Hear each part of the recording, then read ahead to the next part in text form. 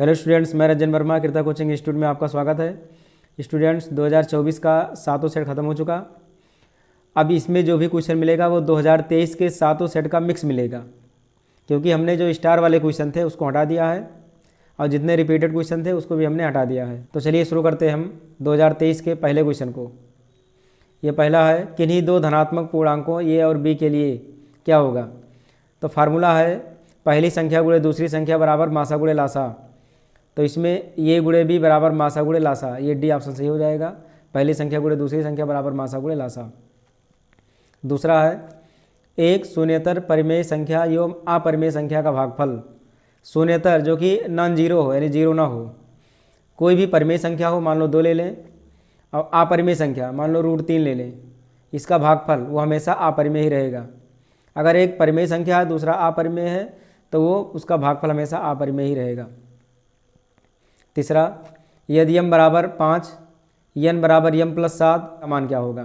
तो इन दोनों का मान इसमें हम रख देंगे। तो m का मान है 5, तो यहाँ रख देंगे हम 5 का स्क्वायर। n स्क्वायर का मान, तो पहले n स्क्वायर का मान हम यहाँ से निकाल लें। तो पहले यहाँ पर दिया है n बराबर m+7, n बराबर दिया है m+7, तो m का मान है यहाँ पर 5, तो यहाँ 5 रख देंगे हम। तो 5 + 7 यानी n का मान आ गया 12। अब यहाँ पर 12 का स्क्वायर रखेंगे n स्क्वायर की जगह, तो इसको सॉल्व करेंगे हम। 5 का स्क्वायर 25 प्लस 12 का स्क्वायर 144, इसको जोड़ देंगे तो 4 5 9 4 2 6 1 169, 169 का वर्गमूल 13। ऑप्शन सी सही हो जाएगा। पाँचवा क्वेश्चन है, a1x + b1y + c1 बराबर 0 तथा a2x + b2y + c2 बराबर 0 दो रैखिक समीकरण हैं। यदि a1/a2 = b1/b2 = c1/c2 हो तो हमने बताया था कि अगर तीनों बराबर हैं, a1 b1 c1 वाला ये तीनों बराबर हैं तो इसको कहेंगे समपाती रेखाएं।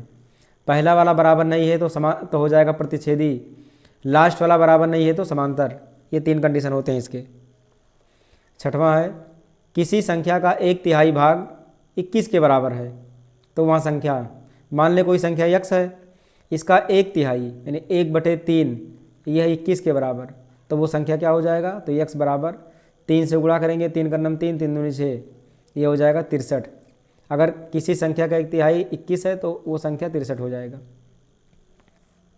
अगला क्वेश्चन है, x अक्ष पर स्थित एवं बिंदु 2 - 5 तथा -2 9 से समदूरस्थ बिंदु के निर्देशांक। कह रहा इन दोनों से समदूरस्थ बताना है, वो भी x अक्ष पर। तो जो x अक्ष पर बिंदु होता है वो हम पहले भी बता चुके हैं कि x अक्ष पर बिंदु x, 0 होता है। तो कह रहा इस पॉइंट पर स्थित और बिंदु इससे और इससे समदूरस्थ, मतलब ये जो x, 0 है वो इन दोनों से समदूरस्थ हैं, 2 - 5 से और किससे, -2, 9 से। और समदूरस्थ का मतलब होता है बराबर दूरी। तो इसको हम मान लें ये, इसको मानेंगे b, इसको मानेंगे c। तो इसमें हमें निकालना क्या है, इसमें हमें बताना है कि उस बिंदु के निर्देशांक मतलब x, 0 का मान बताना है हमको, यानी x का मान निकालना है। तो समदूरस्थ का सूत्र लगा दें, तो ये भी बराबर होता है ये c। ये दोनों दूरियां बराबर है तो हमने ये भी ये c को बराबर कर दिया। दूरी का सूत्र लगाएंगे तो ये भी मतलब 2 में से x को घटाएंगे या x में से 2 को घटाएंगे, तो x - 2 का स्क्वायर प्लस 0 में से -5 को घटाएंगे तो ये 0 और -+5 का होल स्क्वायर बराबर, ऐसे इधर भी ये सी। तो x - 2, तो ये -2 है तो +2 हो जाएगा, होल स्क्वायर प्लस और 0 - 9 का होल स्क्वायर।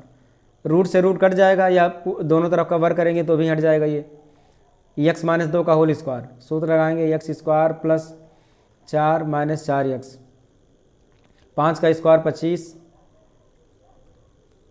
x² + 4 और प्लस ये हो जाएगा 4x और प्लस -9 का स्क्वायर हो जाएगा 81। अब इसमें जो कट रहा है उसको पहले हम काट देंगे। तो x² से x² कटेगा, ये +4 से +4 कटेगा। अब जो बचेगा उसको लिखेंगे हम। तो -4x बचा, यहाँ +4x है, बाईं ओर लाएंगे तो -4x बराबर 81 और ये 25 जाएगा दाईं ओर, तो ये भी हो जाएगा -25। -4 - 4 ये हो जाएगा -8x, ये प्लस एक माइनस घट जाएगा। 11 में से 5 गया 6 और 7 में से 2 गया 5, तो 8 का नाम 8, 8 सतह 56, यक्स का मान आ गया -7, यक्स का मान -7। हमको पता है कि हमने माना था यक्स का मान 0, यानी यक्स का मान -7 आया और ये वाई का मान 0, तो -7 का मान 0, ऑप्शन बी सही हो जाएगा। अगला क्वेश्चन, ये बी सी एक समद्विबाहु त्रिभुज है जिसमें ये भी बराबर ए सी हो, तो क्या सही होगा इसमें? अगर ये भी बराबर ए सी हो तो पहले हम एक त्रिभुज बनाएंगे, एक समद्विबाहु त्रिभुज बना देंगे। पहले ये हो गया समद्विबाहु त्रिभुज, इसमें कह रहा कि ये भी ए सी बराबर हैं, तो ये हो गया ये है बी और ये है सी, तो ये बी और ए सी अगर बराबर हैं ये दोनों भुजा, तो ये कोण और ये कोण बराबर होगा, यानी बी और सी आपस में बराबर होंगे, तो कोण बी और कोण सी बराबर होंगे, ऑप्शन सी सही हो जाएगा। यदि ये बराबर 30 अंश तो 1 + tan स्क्वायर ये बटे 1 + cot स्क्वायर ये, तो हम मान रख देंगे इसमें बस ये का मान 30 अंश, तो 1 + tan स्क्वायर ये की जगह 30 और बटे 1 + cot स्क्वायर ये की जगह 30।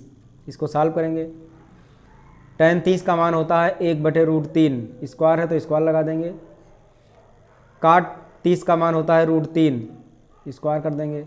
अब इसको सॉल्व करेंगे, 1 + √3 का स्क्वायर 3 हो जाएगा और ये 1 + √3 का स्क्वायर ये भी 3, तो 3 का नम 3 1 4, ये 4/3 बटे 3 और 1 4, इतना आ गया। अब इसमें 3 नीचे चला आएगा तो 4 बटे ये 3 गुणे 4 हो जाएगा, 4 से 4 कट जाएगा तो आएगा 1/3, 1/3 यानी ऑप्शन डी सही हो जाएगा, 1/3। अगला क्वेश्चन है, यदि एक गोले की त्रिज्या को दोगुना कर दिया जाए तो पृष्ठीय क्षेत्रफल में होने वाली प्रतिशत वृद्धि होगी। गोले की त्रिज्या को दोगुना करना है तो पहले एक हम गोला बना लेंगे,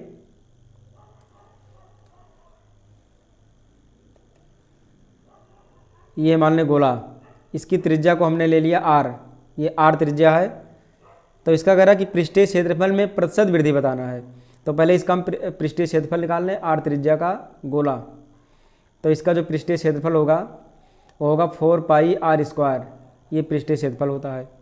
अगर गोले की त्रिज्या को दुगना कर दें, मतलब r1 को अगर हम 2r कर दें, एक दूसरा गोला ले लें उसका त्रिज्या हम दुगना कर दें पहले की अपेक्षा, अब पृष्ठीय क्षेत्रफल कितना होगा? अब ये हो जाएगा 4π, r की जगह हो जाएगा 2r का स्क्वायर, तो ये 4π और 2 दूनी 4 r², ये इतना बन गया, यानी 4 को हम एक बाहर कर लें तो ये बन जाएगा 4πr², ये हो गया। यानी कि पहले का 4 गुना 4πr², यहाँ भी है, इसका यस है तो इसको लिख सकते हैं 4s, यानी जो यस1 हमारा मान आ गया वो पहले वाले का 4 गुना हो गया। अब 4 गुना इसमें से कौन सा होगा? तो प्रतिशत वृद्धि बताना है। पहले हमारा मान था यस, अब मान हो गया 4s, तो कितना वृद्धि हुआ? तो यहाँ लिख देंगे वृद्धि बराबर 4s माइनस यस, यानी वृद्धि कितने का हुआ? 3s का हुआ, 3 गुना 3 का वृद्धि हुआ टोटल, तो वृद्धि प्रतिशत निकाल लेंगे अब, तो वृद्धि प्रतिशत बराबर 3s को ऊपर लिखेंगे और गुणे 100, अब बटे के नीचे जो पहले था, पहले मतलब यस, यस से यस कैंसिल हो जाएगा और 100 का 3 से गुणा करेंगे तो हो जाएगा ये 300%, ऑप्शन सी सही हो जाएगा 300%। एक समीकरण युग्म x + y = 10, x - y = 4 का हल है। ये बहुत ही सिंपल क्वेश्चन है, इसको लगा सकते हैं आसानी से। ये पहला समीकरण, फिर x - y = 4, ये दूसरा समीकरण, तो दोनों को सिंपल हम जोड़ देंगे तो y से y कट जाएगा, प्लस माइनस था, ये हो जाएगा 2x = 10 4 14, 2 से कटेगा 2 7 14, तो x बराबर हो गया 7। अब x का मान को किसी समीकरण में रख देंगे, तो x + y = 10 है, पहले में ही रख दे रहे हैं इसी में, तो 7 + y = 10, तो y बराबर हो जाएगा 10 - 7, तो y बराबर हो गया 10 में से 7 गया 3, तो x का मान 7, y का मान 3, तो x का मान 7 और ये y का मान 3, यानी ऑप्शन बी सही हो जाएगा। अगला क्वेश्चन, यदि संख्याओं 7 8 x 11 14 का माध्य x है तो x का मान, तो माध्य का फार्मूला होता है योग बटे संख्या, पदों का योग बटे पदों की संख्या, इसी फार्मूले पे रख देंगे मान हम। तो कह रहा कि माध्य है x, ये माध्य x दिया है तो इसकी जगह x लिखेंगे, योग सभी को जोड़ेंगे हम, तो 7 + 8 + x + 11 + 14 और बटे टोटल कितने मान हमारे हैं 1 2 3 4 5, 5 मान है, 5 से भाग दे देंगे। कैसे गुणा करेंगे तो 5x बराबर 7 8 15, 15 1 16, 16 4 20, 2 आया 2 1 3 1 4, 40 प्लस यक्स को इधर ले आएंगे तो 5x में से x घटेगा और बराबर 40, तो आ गया ये 4x बराबर 40, 4 से कट जाएगा, 4 2 40, तो x का मान आ गया 10। ये आंसर हो जाएगा, यानी ऑप्शन सही हो जाएगा बी, x का मान 10। ये अगला क्वेश्चन है, यदि द्विघात समीकरण ax square plus bx plus c बराबर 0 के मूल समान हो तो c का मान, मूल समान का मतलब होता है बी स्क्वायर माइनस 4ac बराबर 0, तो c का मान बताना है, तो इसको हम उधर भेज दे रहे हैं, तो बी स्क्वायर बराबर ये प्लस 4ac हो जाएगा। c का मान निकालने के लिए इस 4a को बटे के नीचे लाना होगा, तो ये c का मान होगा बी स्क्वायर बटे 4a, तो बी स्क्वायर बटे 4a ऑप्शन डी सही हो जाएगा। अगला क्वेश्चन, दिए गए चित्र में ए डी बराबर एक्स प्लस 3 ये रखा हुआ है मान, डी बी बराबर 3x प्लस 19 ये रखा मान, ए ई बराबर x ये भी है, और ई सी बराबर 3x प्लस 4 दिया है। कह रहा है कि डी और बी सी समांतर हैं, ये दोनों समांतर हैं, अगर समांतर होंगे तो थेल्स का प्रमेय लग जाएगा, हमको x का मान बताना है। तो ए डी बटे बी डी बराबर ए ई बटे ई सी, तो पहले लिखेंगे x प्लस 3 बटे ये वाला भुजा मतलब 3x प्लस 19 बराबर, ऐसे इधर x बटे ये 3x प्लस 4। अब इसको कहीं से गुणा करा लें, x का 3x से गुणा 3x स्क्वायर, x का 4 से गुणा 4x, 3 का 3x से गुणा 3 त्रिका 9x, 3 का 4 से गुणा 3 चौक 12। अब x का 3x से गुणा 3x स्क्वायर प्लस 19x। अब इसमें क्या करेंगे, अब हम 3x स्क्वायर को काट देंगे दोनों तरफ, बराबर बराबर है सेम, 4x और 9x ये हो जाएगा 9 4 13x, 19x को बाईं ओर ले आएंगे और ये 12 को उधर भेज देंगे तो -12 हो जाएगा। तो 19 में से 13 घटा, ये आया -6x बराबर -12, 6 का नम 6, 6 दूनी 12, माइनस से माइनस कट जाएगा, तो x का मान आ गया 2, x का मान 2 ऑप्शन सी सही हो जाएगा। 1 से 10 तक की धनात्मक सम संख्याओं का समांतर माध्य होगा। 1 से 10 तक की धनात्मक सम संख्याएँ कौन कौन है, 2 है, 4 है, 6 हैं, 8 हैं और 10 हैं। इसमें 10 तक कहा है तो 10 को भी हमें शामिल करना है, वो भी सम संख्याएँ सब हैं। 1 2 3 4 5, 5 संख्याएँ तो 5 से भाग, 2 4 6 6 12 8 20 10 30, 30 बटे 5, 5 का नम 5, 5 36, ये आ गया 6, ऑप्शन डी सही हो जाएगा।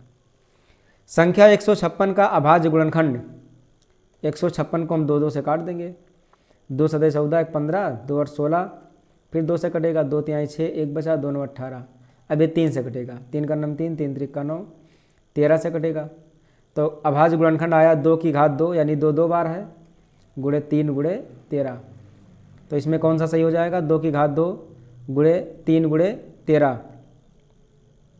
ऑप्शन सही हो जाएगा बी, 2 की घात 2 गुणे 3 गुणे 13। अगला क्वेश्चन है, काश ये बराबर 7 बटे 25, तो tan ये प्लस काट ये का मान बताना है, तो इसमें हमको पाइथागोरस का इस्तेमाल करना होगा। काश ये यानी आधार बटे कर्ण, तो आधार है 7, कर्ण है 25, तो हमको लंब निकालना होगा, तो पाइथागोरस से हम लंब का मान निकाल लेंगे।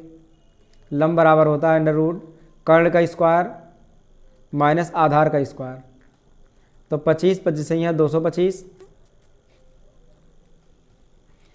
तो 25 25 सही है 625, माइनस 7 7 49, अब इसको माइनस करेंगे, 15 में से 9 गया 6, और ये 11 में से 4 गया 7, और ये बचा 5, 576, 576 का वर्गमूल होता है 24, तो ये 24 मान आ गया।